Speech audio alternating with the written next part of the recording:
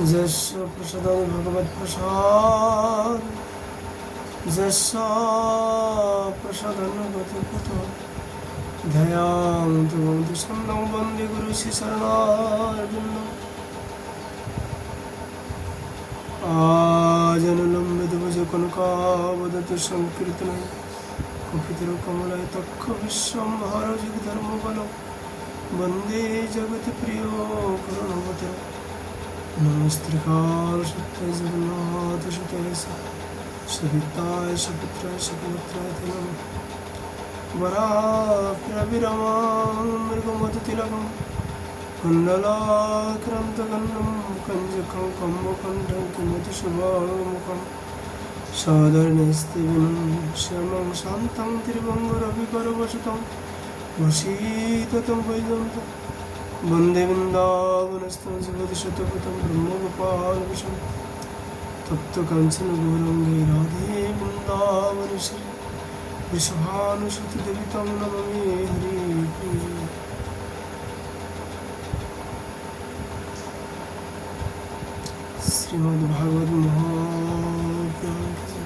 श्रीमद्भागवत महापुराण की जय।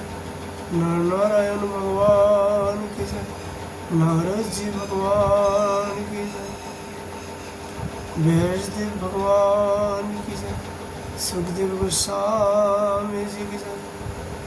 परीक्षित जी महाराज की जय। सूत जी महाराज की जय।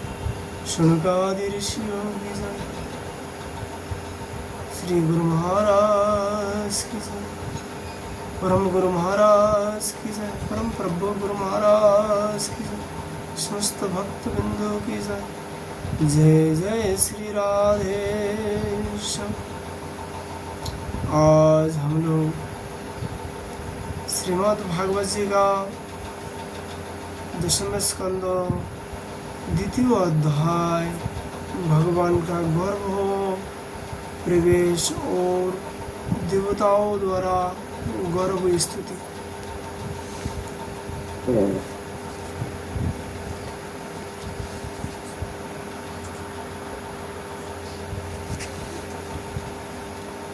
श्री सुगुवाच प्लाप्लम्बोपका चानुरोतिनावर्तमहाशनै मुष्टि पृष्ठो दिविदु पुतना केशी धेनुकोई।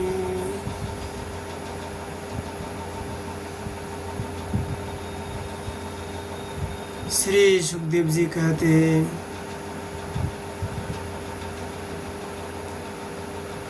परीक्षित कंस एक तो स्वयं बड़ा बोली था और दूसरे मगध नरेश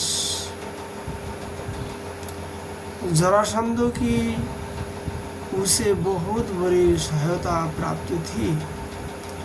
तीसरे उसके साथी थे पुलाम्बोसुर, बकासुर, चाणू, तृणावर्त, अगासुर, मुष्टि, पृष्ठासुर, दिविद, पुतना, केशी और धेनु तथा वनासुर और भूमासुर आदि बहुत से दैत्य राजा उसके सहायक थे। इनको साथ लेकर वह यदुवंशियों को नष्ट करने का प्रयास किया। वे लोग भयभीत होकर कुरु, पंचाल, केकय, शल्य, विदर्भ, निषेध, विदह और कौशल आदि देशों में जा बसे। कुछ लोग ऊपर से उसके मन के अनुसार काम करते हुए उसकी सेवा में लगे रहे। जब कंस ने एक एक करके देवकी के 6 बालक मार डाले, तब देवकी के 7वें गर्भ में भगवान के अंश रूप श्री शिवजी जिन्हें अनंत भी कहते हैं पधारे। आनंद स्वरूप शिवजी के गर्भ में आने के कारण देवकी को स्वयं स्वाभाविक ही हर्ष हो, परंतु कंसो शायद इसे भी मार डाले। इस भय से उनका शोक भी बढ़ गया।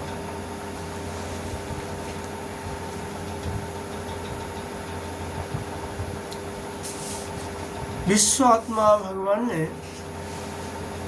देखा कि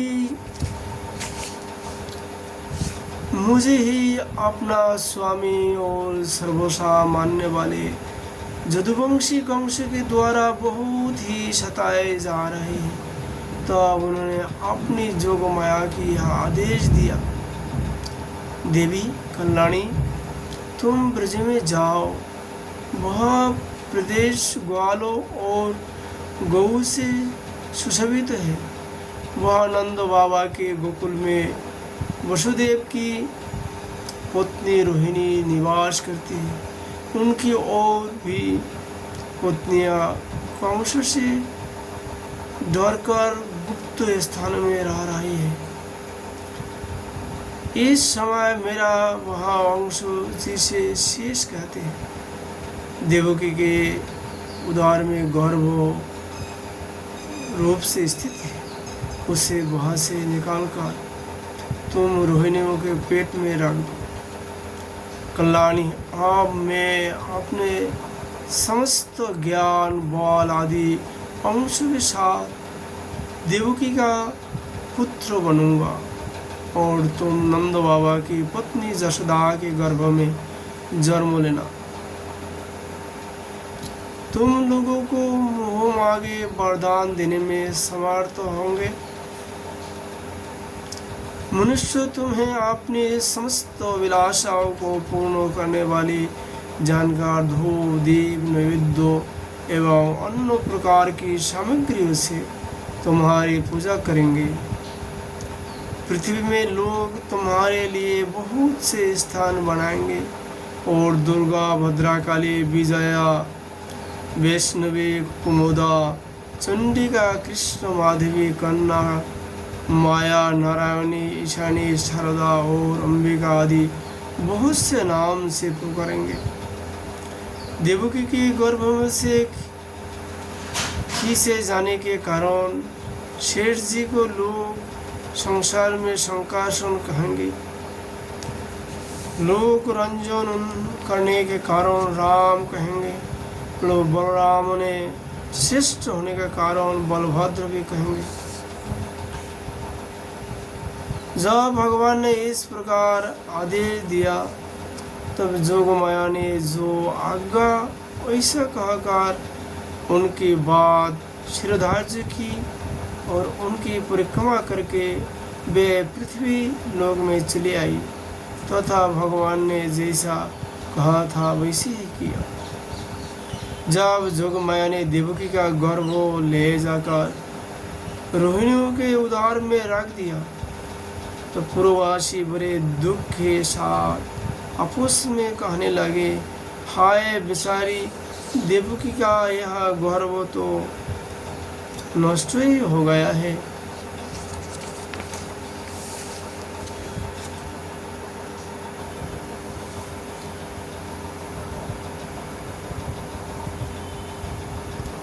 भगवान भक्तों को अभय करने वाले हैं। वे सर्वत्र सब रूप में है। उन्हें कोई आना जाना नहीं है।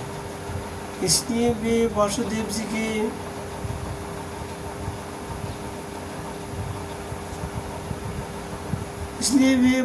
जी के मन में अपनी समस्त कलाओं के साथ प्रकट हो गए।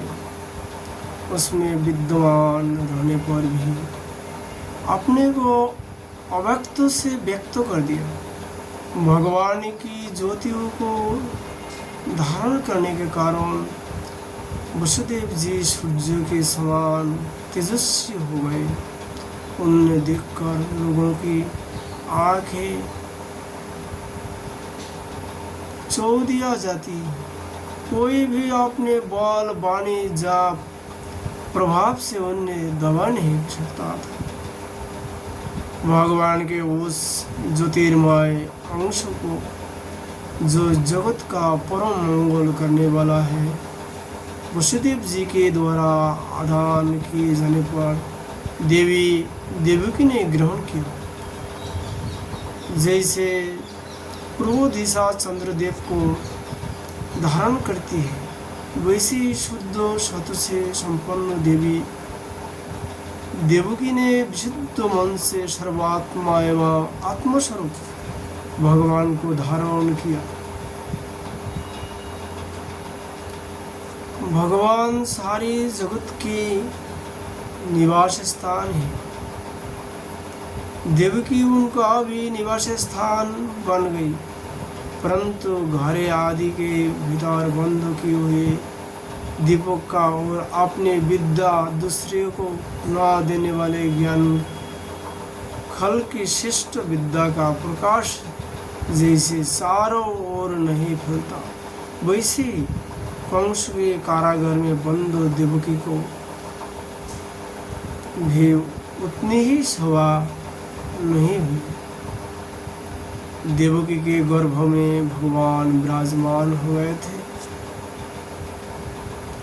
उसके मुख पर पवित्र मुस्कान थी और उसके शरीर की कांति से बंदी गृह जगमगाने लगा था। जब कंस ने उसे देखा तो अब यहाँ मन ही मन कहने लगा, अब की बार मेरे प्राणों के ग्रह विष्णु ने इसके गर्भ में अवश्य ही प्रवेश किया है, क्योंकि इसके पहले देवकी की कोई ऐसा नहीं थी। अब इस विषय में शीघ्र से शीघ्र मुझे क्या करना चाहिए? देवकी को मारना तो ठीक ना होगा, क्योंकि वीर पुरुष सर्वथा अपने पराक्रम को कलंकित नहीं करते। एक तो यह स्त्री है, दूसरी बहन और तीसरे गर्भवती है। इसको मारने से तो तत्काल ही मेरे कीर्ति लक्ष्मी और आयु नष्ट हो जाएगी। वह मनुष्य तो जीवित रहने पर भी मरा हुआ ही है। जो अत्यंत क्रूरता का व्यवहार करता है, उसकी मृत्यु के बाद लोग उसे गाली देते हैं। इतना ही नहीं, वह देहाभिमानों के जुग घोर नरक में भी अवश्य जाता है।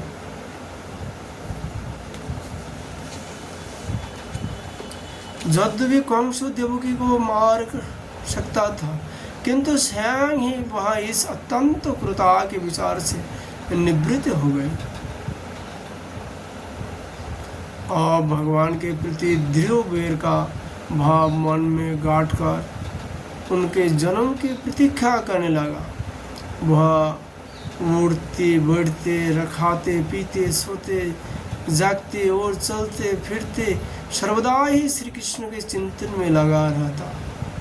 जहाँ उसकी आग उड़ती, जहाँ कुछ खरका होता, वहाँ उसे श्री कृष्ण देख जाते। इस प्रकार उसे सारा जगत ही श्री कृष्णमय दिखने लगा।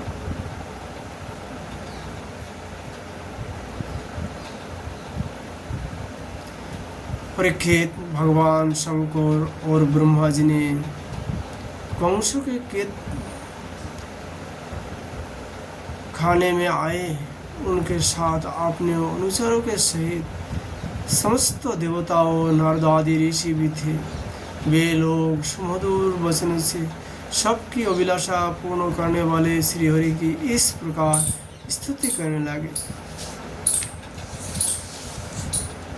सत्यव्रतं सत्यपरं त्रिसत्यं सत्यस्य जनियतं सा सत्य सत्यस्य सत्यमृत्यु सत्यनेत्रं सत्य आत्मकं त्वा शरणं प्रपन्ना।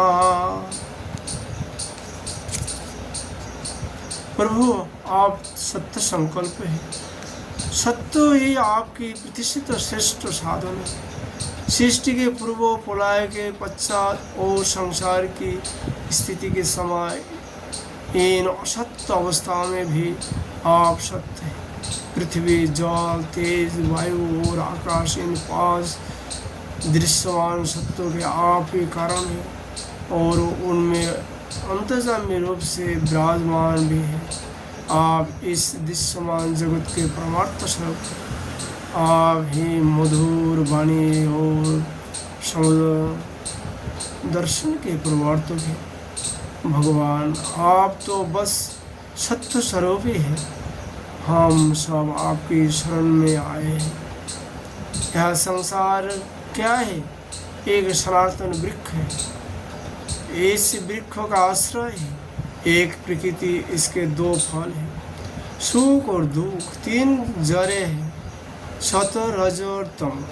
4 रस है, धर्म, अर्थ, काम और मुक्ति। इसके जाने की 5 प्रकार है। इसको जानने के 5 प्रकार है: श्रवण, त्वचा, नेत्र, रसना और नासिका। इसके 6 स्वभाव है: पैदा होना, रहना, बढ़ना, बदलना, घटना और नष्ट हो जाना। इस वृक्ष की छाल है 7 धातुएं: रस, रुधिर, मांस, मेद, अस्थि, मज्जा और शुक्र। 8 शाखाएं हैं: 5 महाभूत, मान, बुद्धि और अहंकार। इसमें मूक आदि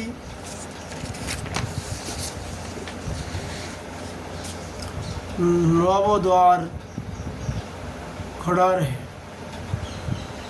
प्राण, अपान, व्यान, उदान, समान, नाक, कुर्मुख, कृकाल, दिवदत्त और धनंजय। ये 10 प्राण है। इसके 10 पत्ते हैं। इस संसार वृक्ष पर 2 पक्षी है, जीव और ईश्वर। इस संसार वृक्ष की उत्पत्ति के आधार एकमात्र आप ही है। आप में ही इसकी प्रलय होता है और आपके ही अनुग्रह से इसकी रक्षा भी होती है। जिनका चित्त आपकी माया से आवृत हो रहा है, इस सत्यों को समझने की शक्ति खो बैठा है। वे ही उत्पत्ति, स्थिति और प्रलय करने वाले ब्रह्म आदि देवताओं के अनेक दिखते हैं। शतज्ञानी पुरुष तो सबके रूप में केवल आपका ही दर्शन करते हैं। आप ज्ञान स्वरूप आत्मा है। सराचार जगत के कल्याण के लिए ही अनेक रूप धारण करते हैं। आपके वे रूप विशुद्ध अपराकृतिक छतमाए होते हैं और संत पुरुष को बहुत सुख देते हैं। साथ ही दुष्टों को उनकी दुष्टता का दंड भी देता है। उनके लिए अमंगलमय भी होते हैं। कमल के समान कोमल अनुग्रह भरे नेत्र वाले प्रभु, पूज विराले वो लोग ही आपके समस्त पदार्थ और प्राणियों के आश्रय स्वरूप में पूर्ण एकाग्रता से अपना चित्त लगा पाते हैं और आपके चरण कमल रूपी जहाज का आश्रय लेकर इस संसार सागर को वस्त्र के खुर के गड्ढे के समान अनायास पार कर जाते हैं। क्यों ना हो अब तक के संतों के इसी जहाज से संसार सागर को पार जो किया है। परम प्रकाश स्वरूप परमात्मा आपके भक्तों जन सारे जगत के निष्कपट प्रेमी सच्चे हितैषी होते हैं।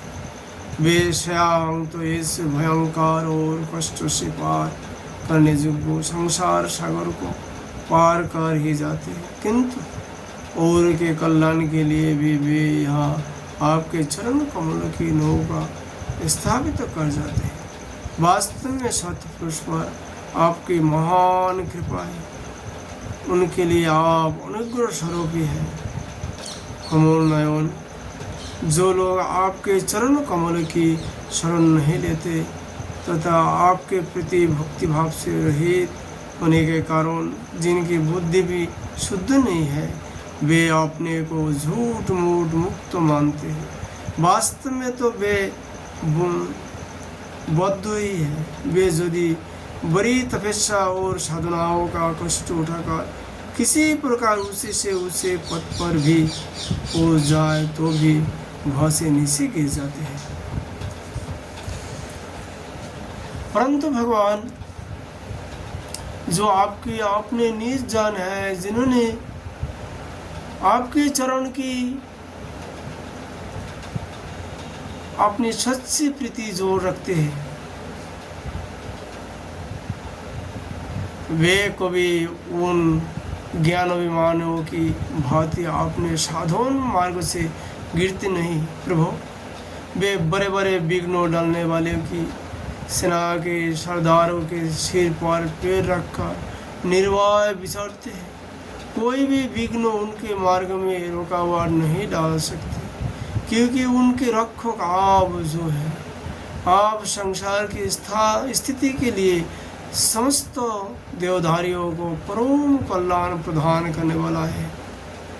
विशुद्ध सतमय सच्चिदानंदमय परम दिव्य मंगल विग्रह प्रकट करते, उस रूप के प्रकार होने से आपके भक्तों वेद कर्मकांड अष्टांग योग तपस्या और समाधि के द्वारा आपकी आराधना करते हैं। बिना किसी आश्रय के वे किसी की आराधना करेंगे।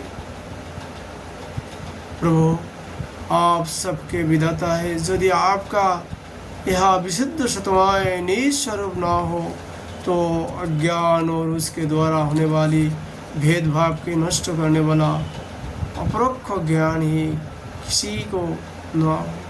जगत में देने वाले तीनों गुण आपके ही हैं और आपके द्वारा ही प्रकाशित होते हैं। यह स्वतो है, परंतु इन गुणों की प्रकाश और वृत्तियों से आपके स्वरूप का केवल अनुमान ही होता है, वास्तविक स्वरूप का साक्षात्कार नहीं होता। भगवान मौन और वेद वाणी के द्वारा केवल आपके स्वरूप का अनुमान मात्र होते हैं, क्योंकि आप उनके द्वारा दृश्य नहीं, उनके साक्षी हैं। इसलिए आपके गुण जन्म और कर्म आदि के द्वारा आपके नाम और रूप का निरूपण नहीं किया जा सकता। फिर भी प्रभु आपके भक्तजन उपासना आदि क्रिया योग के द्वारा आपका साक्षात्कार तो करती है। जो पुरुष आपके मंगलमय नाम और रूपों का श्रवण कीर्तन स्मरण और ध्यान करता है और आपके चरणों कमलों की सेवा में ही अपना चित्त लगाए रहता है, उसे फिर जन्म मृत्यु रूप संसार के चक्र में नहीं आना पड़ता। संपूर्ण दुखों के निवार रहने वाले भगवान, संपूर्ण दुखों के हरने वाले भगवान, आप सर्वस्व ही। यह पृथ्वी तो आपका शरण कमल है। आपके अवतार से इसका भार दूर हो गया। धन्य है प्रभु, हमारे लिए यह बड़े सौभाग्य की बात है कि हम लोग आपके सुंदर सुंदर चिन्हों से युक्त चरण कमल के द्वारा विभूषित पृथ्वी को देखेंगे और स्वर्गलोक को भी आपकी कृपा से कृतार्थ देखेंगे। प्रभु आप अजन्मा है।